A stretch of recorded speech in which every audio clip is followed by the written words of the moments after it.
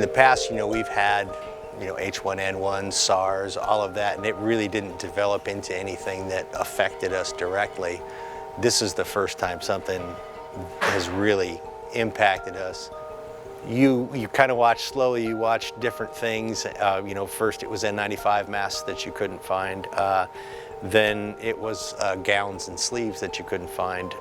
All of that stuff started to dry up, and it kind of did it incrementally. And then basically all the vendors shut down their online ordering. You had to physically call in to order something. They wouldn't back order things for you. Also, you had to place an order that was non-refundable, and it's still like this. You have to place an order that's non-refundable, and you may get it in the next 2 weeks, you may get it in the next 2 months, you just don't know.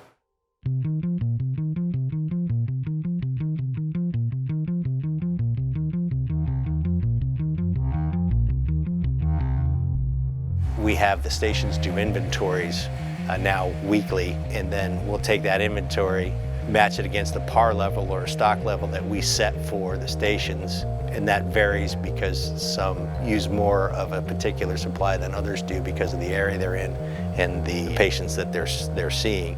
What we guesstimate is going to be there, according to the burn rates, what they need to get by for a week.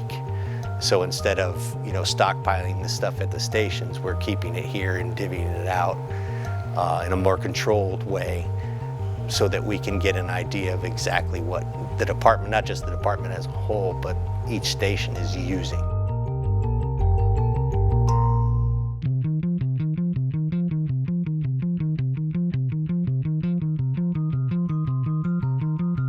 For instance, N95 masks, P100 masks, Tyvek suits, things like that we had in a cache. They were purchased years ago with grant money for PPE for a pandemic.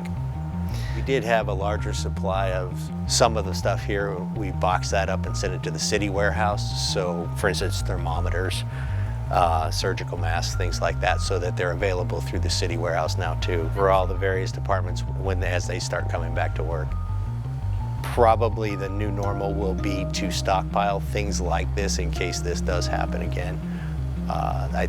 That will be probably much more of a priority for departments than it has been in the past.